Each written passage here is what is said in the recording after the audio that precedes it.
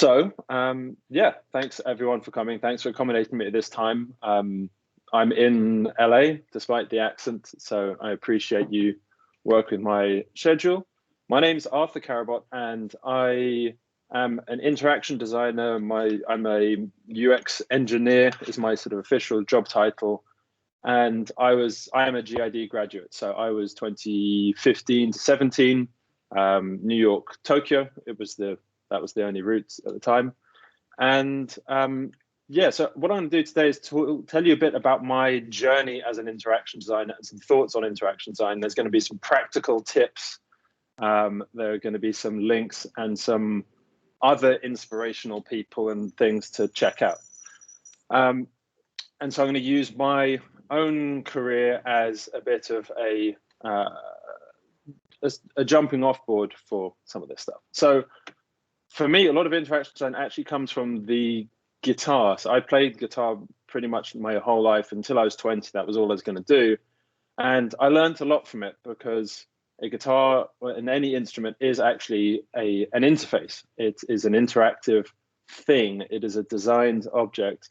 And there are a lot of things that I realized after doing interaction design that I could look back at instruments and go, oh, this is why they're good. For example, you hit it and it makes a sound, and that sounds obvious and silly and stupid, but when you speak into Zoom and there's a delay and it messes you up, that's obviously bad, right? It trips you up and you become less fluent. And so the same principles that apply to instruments apply to basically everything else designed. And there's a good quote from Bill Buxton who said, there are 3 grades. There's, commercial grade, there's military grade, and then there's artist grade. And that's the highest one to hit. It's the hardest thing to build. So my kind of interaction design story in a way begins here. I studied music informatics at the University of Sussex with Dr. Nick Collins, where I learned to program and was combining music and programming to build music software. Just a bit of background that after that, I then went to India, spent 6 months in Chennai, learning South Indian classical music, and I built my undergrad dissertation had been all about Indian classical music and building interfaces for it with a computer. And so I made music software which was based around being able to represent and generate the South Indian classical rhythms with a computer. So this is a little tool that I built. It's online, which is for what's called Konakal, which is the rhythmic vocal language that's used in Indian classical music. So with this, you can type in any syllables you want in this language and it'll play them back as sounds. So this was a long time spent studying this thing, which is, you may have heard in recordings, it's the kind of thing where you hear like, and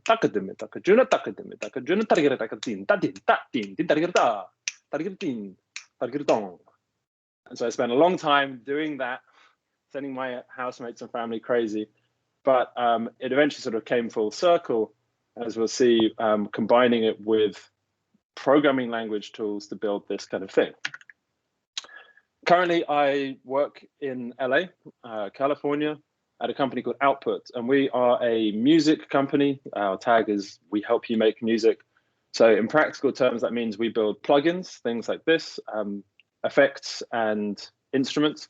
And we also make studio furniture. So this desk and sidecar and speaker stands, and we're releasing a set of speakers. And here I am my title is a UX engineer. I'm leading a team to do a new project, which is a piece of music software. And that's about as much as I can say on it right now. But I didn't start in this world of building products. I actually began my professional interaction design career started kind of when I met this guy. So this is Asif Khan, who is a designer, architect, brilliant guy based in London. And with him, I started work on these projects like this pavilion. So this was a pavilion for the Olympic Park in London, so 2012, and it was the Coca-Cola pavilion. And the idea of this building was, it was a building that you could play like a musical instrument. And what that meant was that the facade of this building was made up of these big aluminium frame ETFE panels that went all the way around this thing, and these were basically musical instruments. So each one of these had a touch sensor and a speaker, and we could detect when someone actually touched the thing and the distance of their hand from it. And my job with this was to create a large number of musical interactions so that people could come and play the building. And all of the sounds that were used in this were from Olympic hopeful athletes. So the sound of table tennis, like hitting the ball with a bat. We had taekwondo sounds, archery, like an arrow hitting the target, etc., etc. And the idea was to make this giant sort of piece of music that was collaborative, but there were some real design challenges here. Like, we had to design for ages sort of 3 to 93 for literally any country in the world. People who are coming to this were not going to necessarily be able to speak English, for example. So we some of the ways around this were we had people around the building who could explain it to them, but also we had an intentionally very limited interaction vocabulary. So there were essentially two gestures: touch and distance. And even though the vocabulary was very limited, you could still do a lot with it. And if you think about like a computer mouse, point and click, and yet you can do, a huge amount of your interaction with the computer just with that thing. So to give you an idea of what these things were like, I'm going to show you this one, which was a touch interaction using table tennis sounds. And it sounded like this.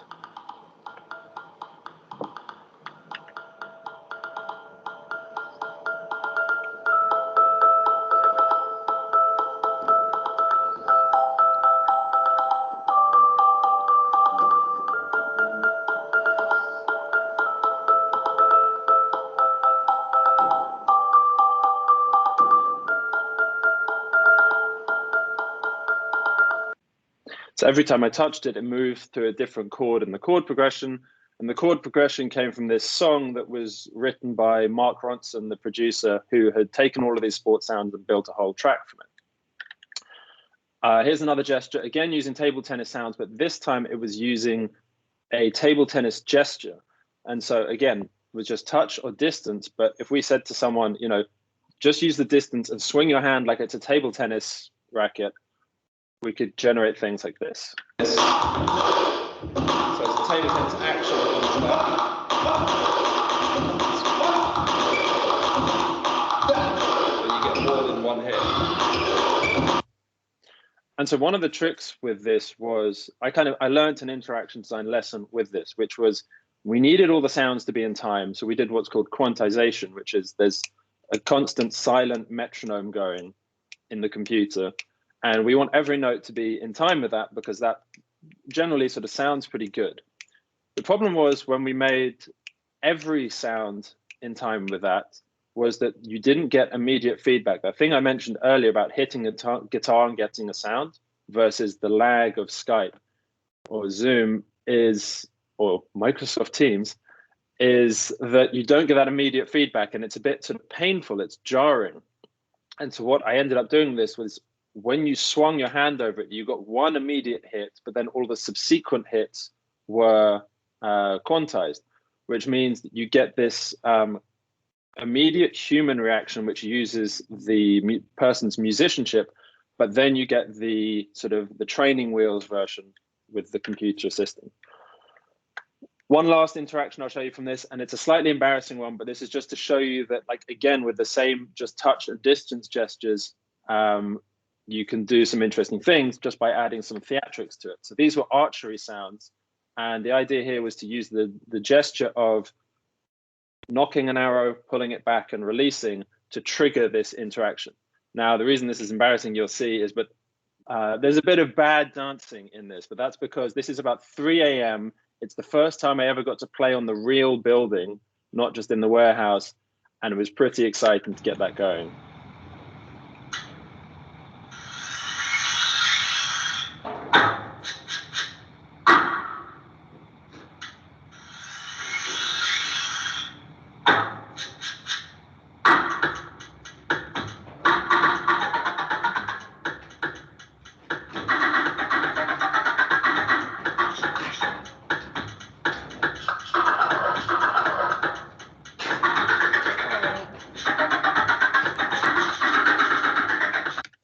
Anyway, so point being with some of this, we had a very small interaction vocabulary, which means it's quick to learn, right? But it can do a lot. Again, the mouse is sort of a perfect example of that.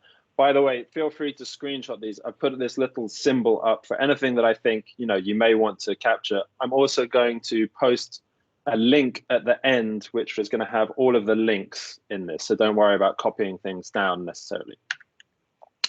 Just to show you some other, this was another project we did with Asif, which was for the Winter Olympics in Russia, in Sochi. And this was called Mega Faces. And this was a building that turned into the shape of your face. And so, those little hand pin board things that you get where you can put your hand in and you push it and the pins come out. This was one of those just on a lot of non-Olympic conforming steroids.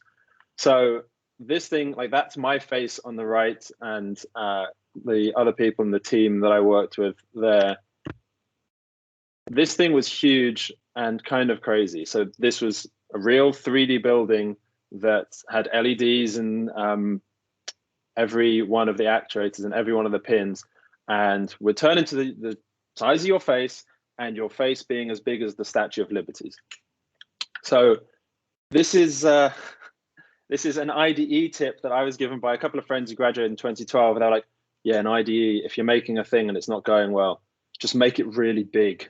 Just make it huge, and it just seems impressive. Just have like just make 1,000 of the things, which there's a Swiss artist who I forget the name of, who takes us to kind of a good extreme, where he'll take one motor action with like a little ball that knocks against the cardboard box, and he'll just put 1,000 of them together, and it makes this huge, crazy sound.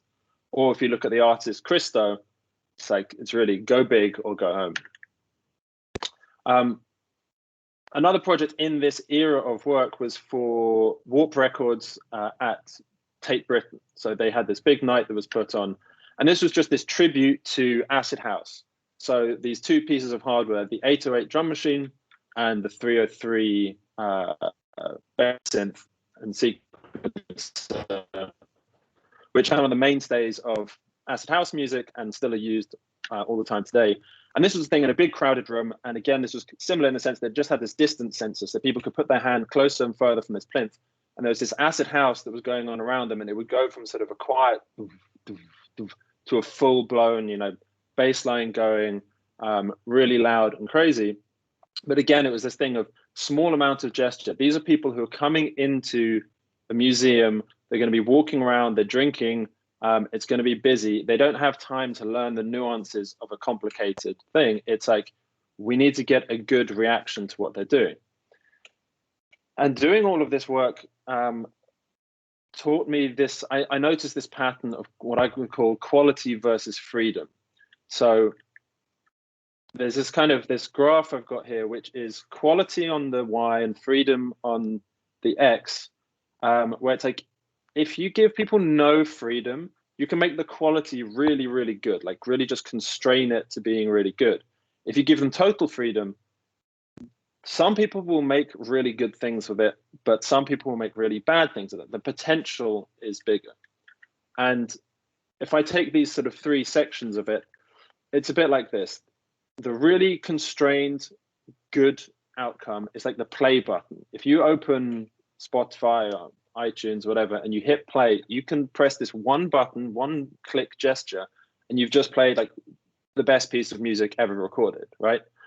Other end of the spectrum is the violin. It takes like 7 years to not sound terrible, right?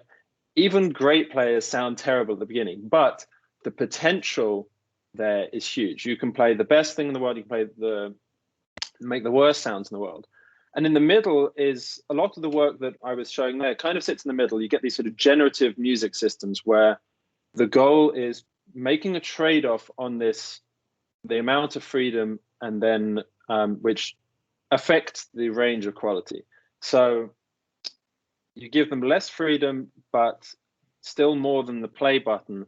And what it tends to do is keep things generally sounding good, but you can't ever quite reach the same levels of expressivity as you could with, say, a violin. And you'll often hear with like generative systems, people saying, oh, this can, it'll never sound the same twice.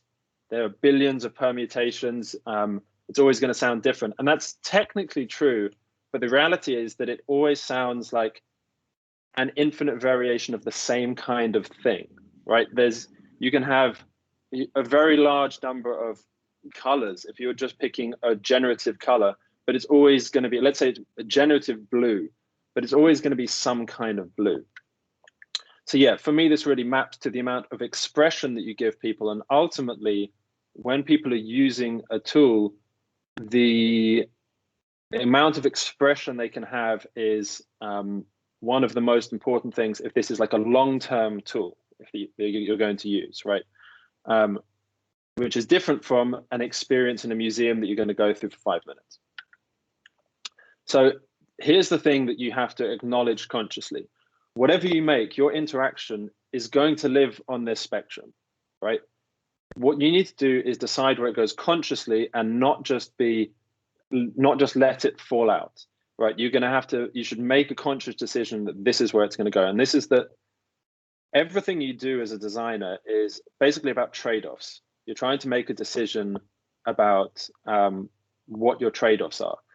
When people say they want things, like very rarely are things entirely better, right? You could say, you can take big examples, car versus horse as a mode of transportation. Car can go faster, it's seemingly a better mode of transportation. It keeps you protected from the rain, but it consumes a lot more materials. It's more polluting. You don't have that relationship with the vehicle that you would have with a horse that gives you something else. It's always a trade-off. So make sure you're making that decision consciously. So after doing all of this kind of interactive installation work, I decided to go back to school. And I wanted to study design formally. I had worked with a bunch of designers, people like Asif, people like Yuri Suzuki, and I'd kind of gotten curious about design and what I thought it was. And I really asked that question, like, what is a designer? And from working with them, I was like, a designer is a person who just answers questions. They just make decisions in a way. And so I wanted to kind of learn a bit more of that formally. So I came and did GID. And so these are two of the projects that I did there, which are a bit of a shift. So starting from like art interaction design all the way to what I'm doing now, which are these tools for musicians. This was stuff that was in the middle, on the way there. So this first one was called the Musician's Mirror, and this was a tool for musicians to help them with their posture. So when you're playing an instrument, if you're sitting in a bad posture for a long time, you can get repetitive strain injuries. It can cause real problems, things that I faced myself. The problem is that you can't always be aware of your posture because you can be so focused on what you're doing. So the idea here was to essentially be like a teacher, to sort of scale up that one aspect of teaching, which is to watch over you and give you feedback of the things you're not conscious of. So with this thing, you could select the part of your body that you're interested in, and you would mark yourself what a good posture was and what a bad posture was. And then when you fall into the bad posture, it gives you audio feedback. So this blast of white noise tells Arian, this guitarist, that he's gone into that posture again. And this was something you could train it on different positions. So here's a pianist hunching shoulders. And this is because there is no one good posture. There is no perfect thing. And there are times when you're playing where you might want to raise your shoulders as a form of expression.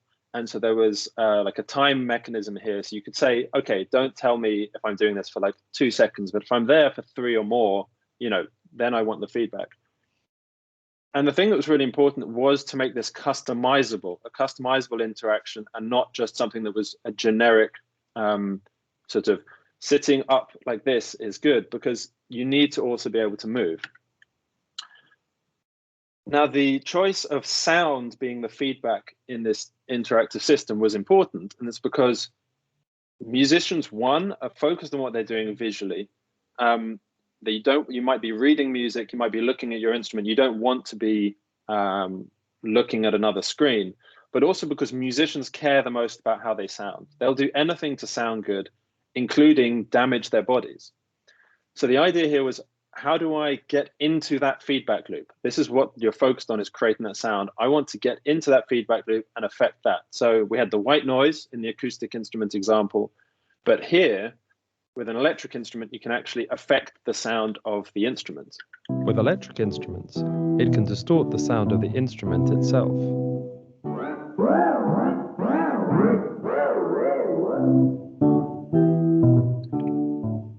So that's like a surefire way that the only way to sound good is to actually keep, to make your body good as well. And this is just a bit of a data visualization of an hour's practice session shown as labeled good and bad postures, but split into, timed chunks, like 10 minutes each. And so you can see over time how our own posture has evolved. And the thing that was really important with this project was that I decided to do it for musicians. And the feedback I got from a lot of the tutors was, why don't you make this for everything? Do this for athletes. It would be great. You could put this in, you could put this in supermarkets behind the tills because people always get back pain. You could put this in offices where they've got tons of insurance policies because they don't want their employees to get back injuries.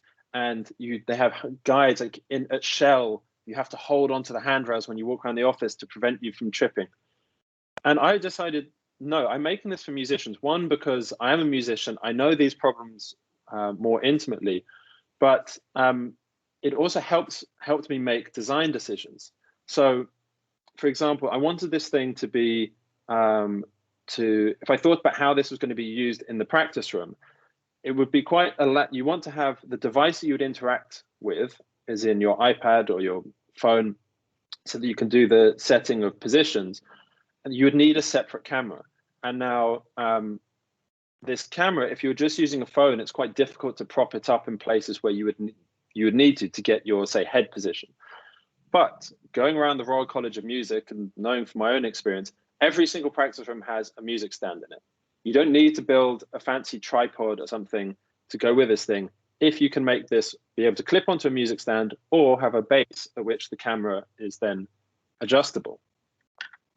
So the other thing to think about here is, don't just think about how you, a human, is going to interact with the design, but consider how your thing is going to interact with its own environment, because it's going to be used in an environment. And if you don't take that into account, you're missing something. And the other thing is that if you focus your audience, it answers design questions. So the answer of, like, physically, what's this going to look like? What should the feedback be? Like, if this was for tennis or golf, you don't have the time to look at a screen in real time, so it'd have to be visual but retrospective, or haptic, for example. With music, the feedback mechanism was obvious to me that it should be sound, because that's what musicians care about the most. And okay, final project I'll talk about at the RCA was a bit of a different one. This was called 50 Ways to Change a Number, kind of named after the Paul Simon song, 50 Ways to Leave Your Lover. And the idea here was to do a design study. So rather than making a product, one thing, I wanted to do lots of projects. And so in the way that an artist will do a study of, say, hands, and they'll draw hands from every single, like, angle, different postures, holding things, I thought I want to take one problem, which is inputting a number to a computer, and attack it from a lot of different angles. And so this idea of inputting a number into a computer is quite generic, and that was intentional, but we do it all the time. You're typing a number into Excel, you're dialing a phone number, you're adjusting the opacity slider in Photoshop. But the other thing was this, I wanted to go through the whole design process a number of times rather than just once. And there's a bit of a thing, there's like a psychological issue with the structure of doing a design masters, where you get to sort of the beginning, I guess it's going to be April this year for the second years, where you're like, I have to have my genius idea, my one big thing, change the world idea. And I was like, you know what? I'm just going to reject that concept. I'm going to go through this process 50 times. So I came up with 50 different concepts for changing a number with a computer in a huge range of ways. and then eventually turned these into 16 functional prototypes, or in some cases, actually, they were, I had some concept videos for them. And these ranged from augmented reality to screen-based things to hardware. So this was a concept for inputting a specific number, so like dialing a phone number, into using an AR system.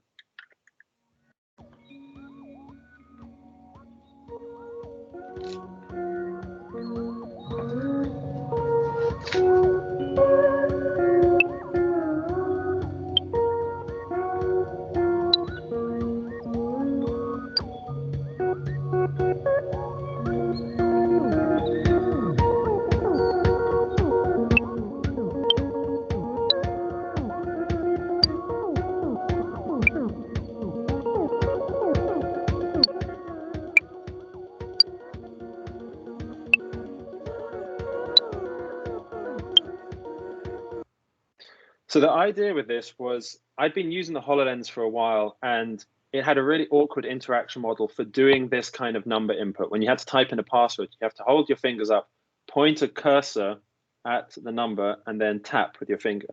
And that's what's called a skewer morph of the mouse. And we'll come back to skewer morphs in a bit. But I thought, look, if I'm walking around with a computer with a ton of really fancy cameras on it, why don't I use the cameras? And I don't want to do this with a controller. I was thinking about this in the context of the future of, you know, a pair of AR glasses like this, and you're just walking down the street and you want to just be able to use your hands to do the interaction without having to pull something else out.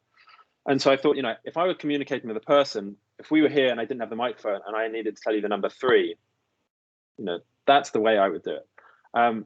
The other ones that came out of that were using the lines of your fingers, and with 2 different layouts there. One was just doing them sequentially, 1, 2, 3, 4, 5, 6, 7, 8. The other was basing it on the, I can't remember if that's the telephone or the calculator, the 1, 2, 3, 4, 5, 6. Telephones and calculators have them flipped, and it's just for an arbitrary reason. But that's the telephone one.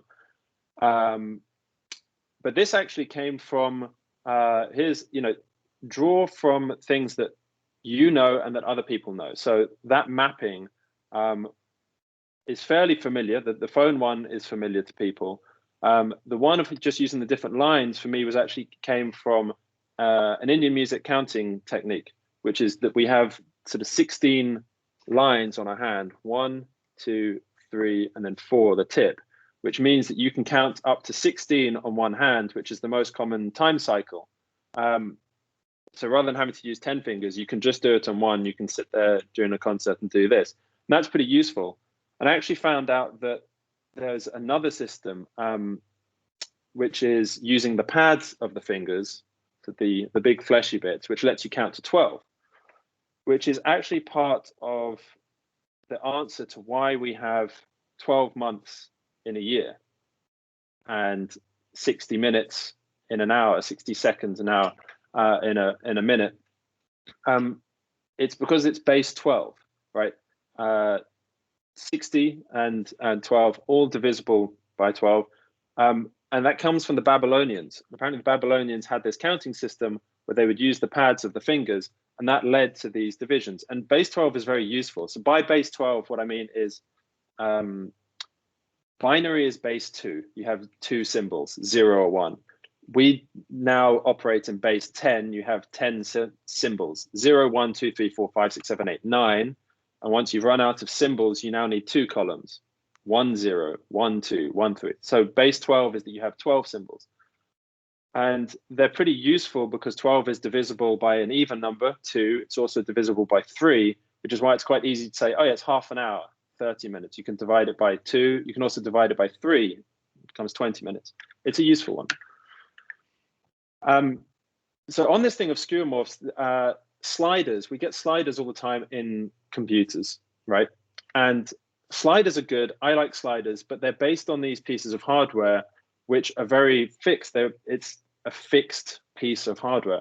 So I thought about wanting to break out of that. If you're doing one in software, take advantage of the medium that you are using, right? So if in software, you can do things that you cannot do in hardware. So here, this main slider adjusts the digits by tens.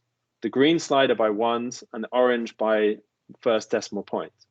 This is a software slider that couldn't exist in the physical world, but makes sense in the digital one. You can see what it's doing. And you get something like this with like the Apple scrubbing. You can, if you're dragging this way, you can go down to adjust the scrub speed, but there's no visual component to this.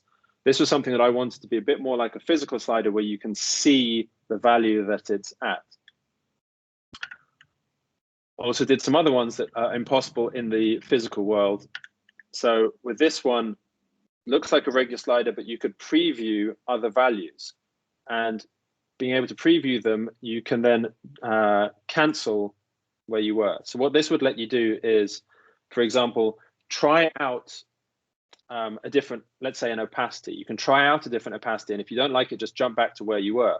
Where now with a regular, say, Photoshop slider, you've either got to remember what that number is, or try and drag back to where you were, or use undo. And I wanted to put all of that into the design, into the object, into the interaction. And this is another example of talking about skewer morphs. This is the nightmare. Rotating dials on a screen that everywhere in music software, they don't make sense. In the physical world, rotating dials are good. You can grab a thing and turn it. With a mouse, trying to do this is awful. And so that's what it's telling you to do visually. And what you have to learn is actually all the programmers have changed this to you just go up and down.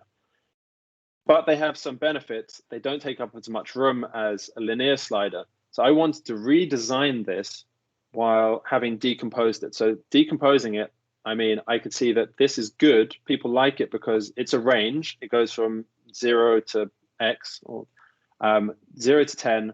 It visualizes where it is, and it takes up a small amount of space.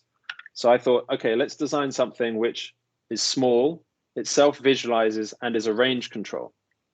So this was one that's based on the radius, the distance you've traveled from the center. And a physical one here, again, more sliders. I like sliders. I actually have a whole Instagram page dedicated to slider designs. But this was taking a piece of technology that Disney created called Touche, which is very cheap gesture recognition. So with this, it's one slider. If I move it with one finger, I can adjust the blue parameter. With two fingers, I can adjust the red one. And with the fingertip, I can adjust the orange one. So with this one control that's sort of enhanced by machine learning, it becomes this more powerful sort of super slider. A very silly one, I'll show you quickly. It was this dice box, which was to generate a random number. So I wanted to generate random numbers using 10-sided dice. And to do that, I needed to be able to recognize 10-sided dice. So I rolled 15,000 dice using this robot that I built. I then had to manually label all of them because the computer needs to know what these images are first to be able to recognize new ones. So I built this. I just want to highlight one thing in this. I then built this interface for myself to be able to label them. This piece of paper was inspired by an ex-IDE student, Tom Stables, who built something for TV remotes are complicated, especially for elderly people. So he made these boxes which you put a TV remote in, and it covered up all the buttons you don't need. It just had power, on, channel, that kind of thing. So I wanted to make a touch typing interface where I could just sit down at this thing and be able to type these as quickly as possible.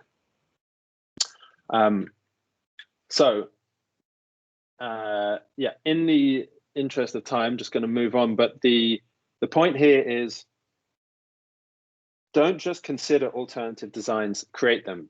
In the product design world, very easily we get hooked on our first idea, and we can think about other ones, but we just get stuck on one and can't get away from it.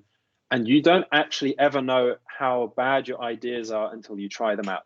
And that's the goal, is have these ideas, weed them out, get rid of them, because some of them are going to be good and you might not suspect it until you actually try them. The biggest tip as an interaction designer is it is about feel. What does it feel like to use something? And it's a difficult thing to communicate sometimes, because graphic design, visual design, you can show something, it looks nice, people can see it. An interaction designer, your job is the feel. It's like, again, if you've got a really slow, laggy piece of software, it just feels bad, and you can't see that in a design, or it feels awkward. So you should also look at tuning your feeling. And this is why there are quite a lot of interaction designers are musicians, because you gain this sensitivity for immediate feedback on how something feels in an invisible way. Another thing is that solution-driven design is a thing. The machine learning powered slider, the dice box, these are things where I had the technology before the idea first. And you see a lot more of this in the engineering world, but I feel in design school, it can often be looked down on. It's seen as a kind of, no, you've got to come up with the great idea, and then the technology just serves its purpose. It's like, no, that's not always how it works. The iPod wasn't a stroke of genius about let's make an MP3 player. MP3 players already existed. The reason the iPod was a hit was that Scott Forstall was doing a trip to one of the hard disk manufacturers, and he said, "What have you got?" And they showed him a 1.8-inch hard drive, and he went, "Oh." And that was it. At that time, the smallest hard drives at that point were 2.5 inches. When they made the 1.8 one, said, "This is small enough that you can fit it in a pocket." And then it became the iPod. It was a technology, it was a solution-driven design. So having done having done this type of work, building more tools, I then wanted to get into this world of building tools for musicians, professional musicians. And I did this set of projects, which I called musical user interfaces. So we've got graphical user interfaces, we've got tangible user interfaces. I wanted to make musical user interfaces.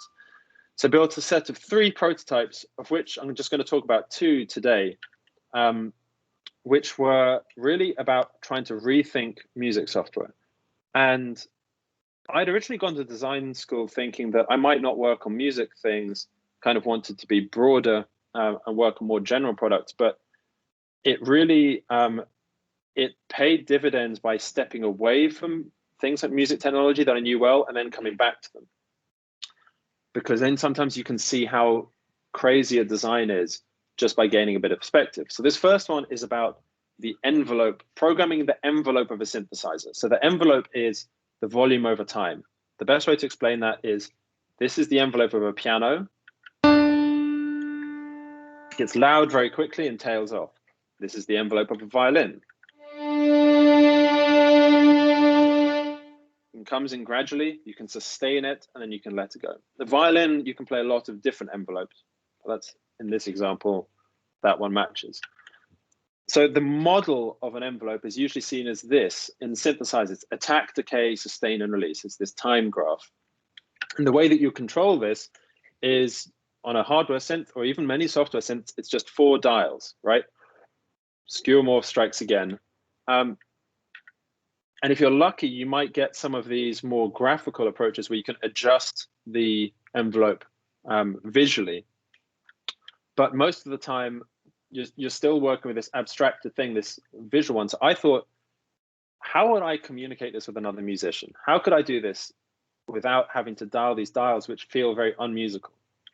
This was my solution.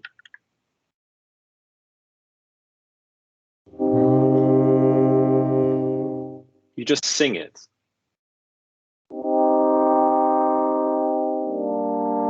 And because you can sing it in, and the computer does the analysis, you can use other things. You can use rhythms.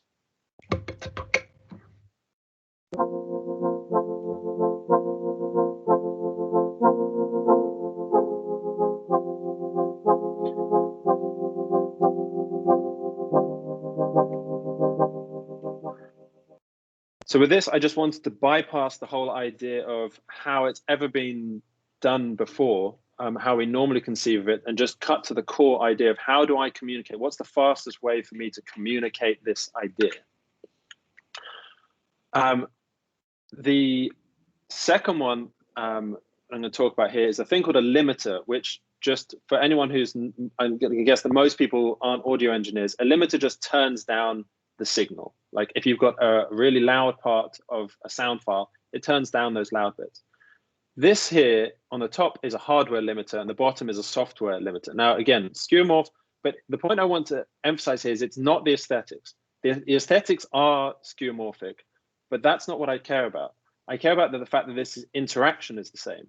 This is something that was built in the 70s, and we still use it on a computer as in the same way that we did. Actually, it's not even the same way, because in the real world, you can take two of the controls and change them at once because you have two hands, right? With this one, you're using a mouse. It's actually worse than the original. So remember that like everything is a trade-off. You can make this thing cheaper and more accessible, and you can have 100 of them in your computer, but it's a trade-off because it doesn't work as well as the original one did. Whenever you translate something, there's a trade-off. And so this is, again, this is what we normally think of as skeuomorphs, and the word really gained a lot of popularity. I think it was with iOS 7 when it switched from this skeuomorphic style calendar with torn pages to a flat design. But skeuomorphs are everywhere. Linoleum that looks like wood is a skeuomorph. Greek architecture, where they would actually have the wooden joints, the fake wooden joints sticking out of the building, carved out of stone, because they were imitating the style that had gone before.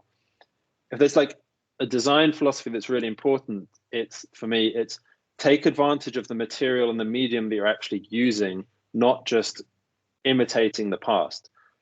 The first TV shows, the first movies were just plays. They only had like one set, and they just filmed these long shots and bits of diagram. It wasn't until you got montages, editing, time lapses that it became film. It became a different thing.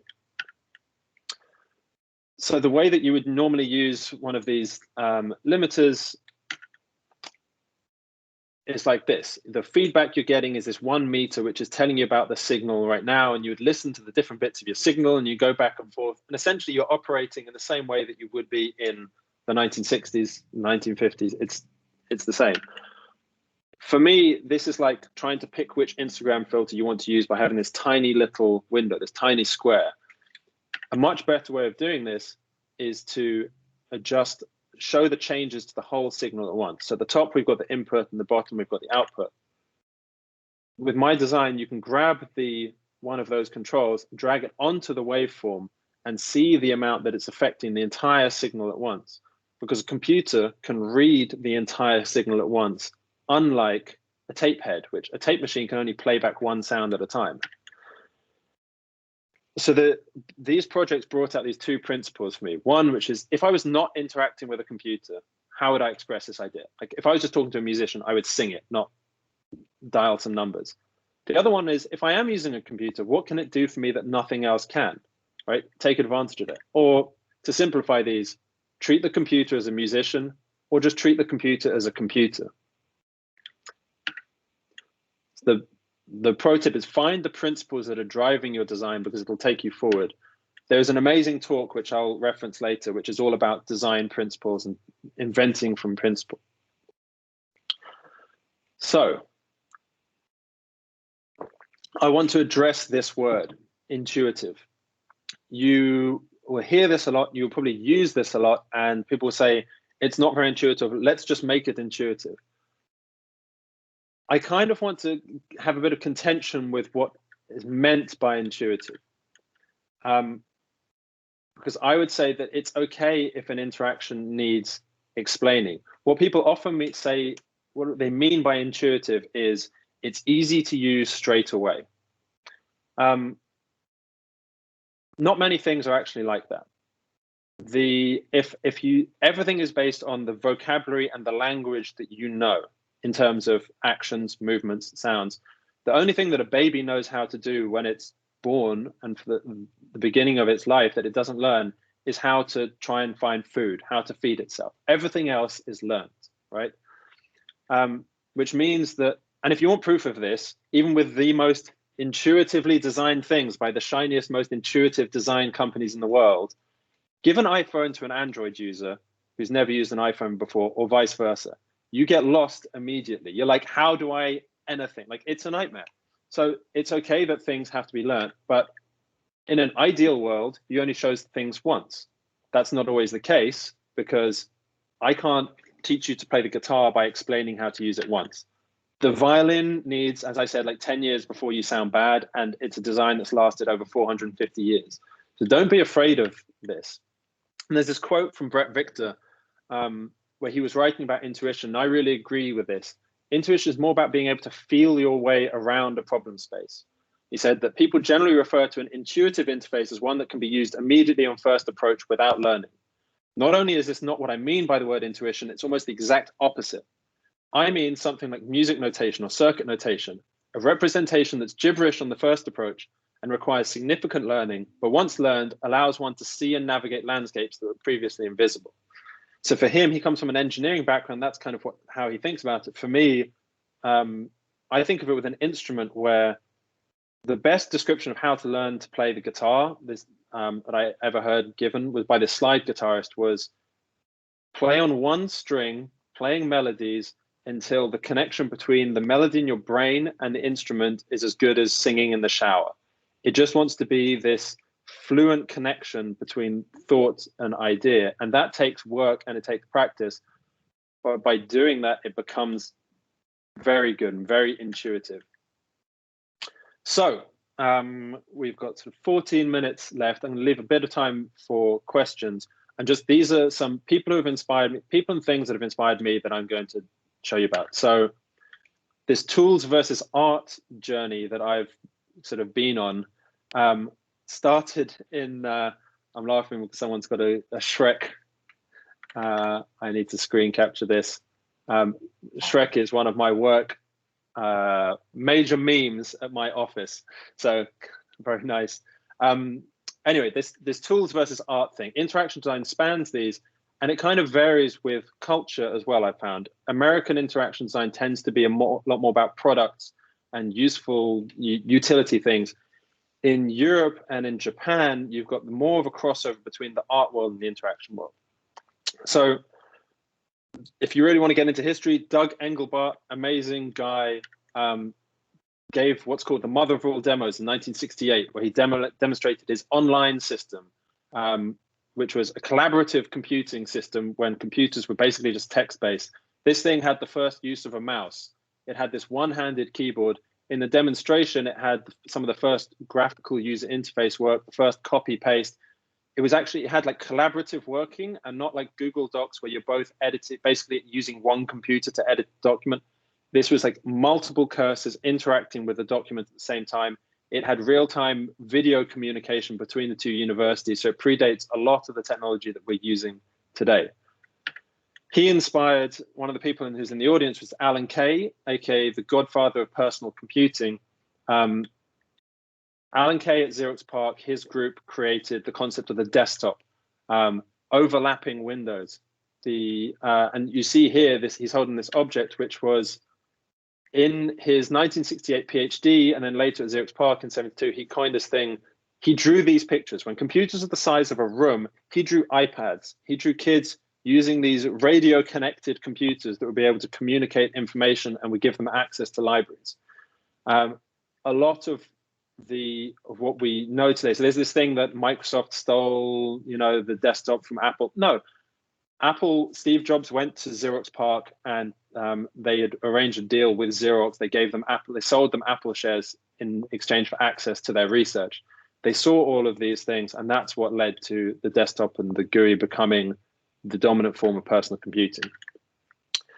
In turn, then inspired this guy, Brett Victor, who is an amazing interaction designer, big inspiration for me.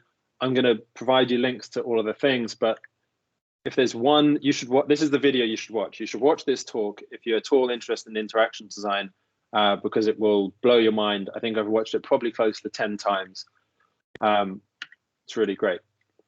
So then moving into a slightly more art world, Durrell Bishop, who has taught a lot at the RCA and was an RCA student when he created this, which was probably one of the first tangible user interfaces. And this was the marble answering machine. So it's like voicemail, right? But whenever someone would leave you a message, a marble would roll out of it and it would land in this groove. So when you came home, you'd see, oh, look, I've got 4 messages. Where remember, this is a time pre-phone when you just have a tape machine, you'd rewind it and you didn't know how many messages you were. This way you could see the number of messages you have. You'd pick up the marble and put it in a groove. Then it would play it back. But the fact that this was the message was represented by a physical object meant that, oh, this isn't for me. this is for my housemate, this is for, you know, Momo the cat, I can take that and put it on his cat bed so that when he comes home, he sees, oh, look, I have a message. Or we can lay out a set of bowls and label them like, these are mine, these are his. And you can just put them, you gain all of the affordances and the possibilities and the signifiers of physical objects when you embody them into a digital thing, into a physical form. Jun Rekamoto, Japanese HCI researcher, has done a lot of crazy work, which is brilliant. Lots of things like seeing yourself from an outside perspective, being able to interact with yourself, or seeing through someone else's perspective. Definitely worth checking out. And this is where we get into this thing of, you'll see the papers and you're like, is this really useful? It's definitely interesting. It's this blurred world. It's not an art installation. It's more like pointing to the future of interaction, even though it's not as sort of, they're not to be turned into products today. Studio Monica, lots of interesting interactive work.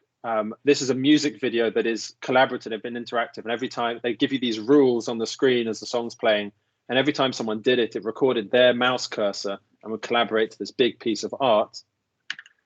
And then you get to things like Random International and the Rain Room. This was a big room that you walk into and it's raining. And wherever you walk under the rain, it stops. So you're standing there dry and there's rain pouring around you. And it's a pretty amazing experience. And like, this is very far away from, you know, creating a GUI slider, building a software product, right? But it's the same, there's a lot of the same thinking goes into it. And one of the founders of Random International is now a very core designer over at Apple. So the thinking translates a lot. And then you get to this world. This is a piece by Troika, another London-based design studio from the RCA. This is the same object seen from 3 different angles.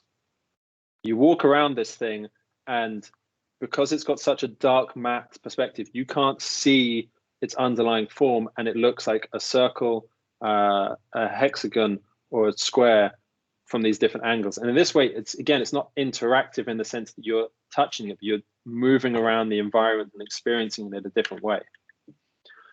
And then to come full circle, you get tools that are for making art. So this is a magnetic resonator piano from Queen Mary, Andrew McPherson. And this is kind of the world that I've ended up in, is you're making these kind of technical tools, things that are used by people, but for creating art and creating sound. So with this thing, there's a bunch of electromagnets hooked up to a piano so that when you press the keys, they can sustain forever, like a violin. You can just do, which it's totally acoustic. There are no speakers involved. It's not coming from anywhere else. It's augmenting the piano. It's a pretty amazing thing to see. So lots of links there. I'm going to post one link to that has all of them. But if there's one link you should definitely watch, it's this one. Watch this talk, watch this talk, watch this talk. It's pretty amazing. 3 books that I like. Don Norman's Design of Everyday Things. If there's one reason to use this, it's because most designers use the word affordance wrong. And if you read this book, you'll understand the correct use of it. In the middle is, that's a very interesting book with a lot of more interview based. And on the right is, if you're really interested in old school interaction design, thinking about computers, this is by the original interaction designer for the Macintosh, and it's still relevant and interesting. Now, I know that you're doing Gizmo at the moment, so here are just a couple of tools, things that I find useful. If you're writing Arduino code, don't use the Arduino IDE, use Platform.io. It's much better, it gives you a much better experience, like sort of 10x better. If you're looking for really, the Bella board is another microcontroller, which is really extremely low latency. It's good for doing anything with sound, so you don't get those lags. It's made by Andrew McPherson's team at Queen Mary from the piano. And then if you need to do any kind of machine learning, if you're trying to do anything gestural, something that is not a button or a switch, Wekinator is a great piece of software from Rebecca Fibrink that is made for artworks and interactive works for doing that kind of training in real time. It's pretty easy to use. We're going to go to questions, but this is one of a key thing to me. As you're working your projects, the iteration time is everything. If it takes a long time to make a change in your design, it's going to slow down the quality of your work. You want to be able to change something as quickly as possible, so only change small parts. Use tools that let you work on things quickly, which might mean work on paper first. I can't emphasize this enough. Iteration time is everything in terms of improving design, because you will get bored and impatient and you'll stick with whatever is good enough. So give yourself a tool that will let you get further. We can get this, we can get to questions. This is the link that has a Google Doc with everything in it. So take that. I'm going to say thank you. And yeah, we've got like 5 or so minutes for questions.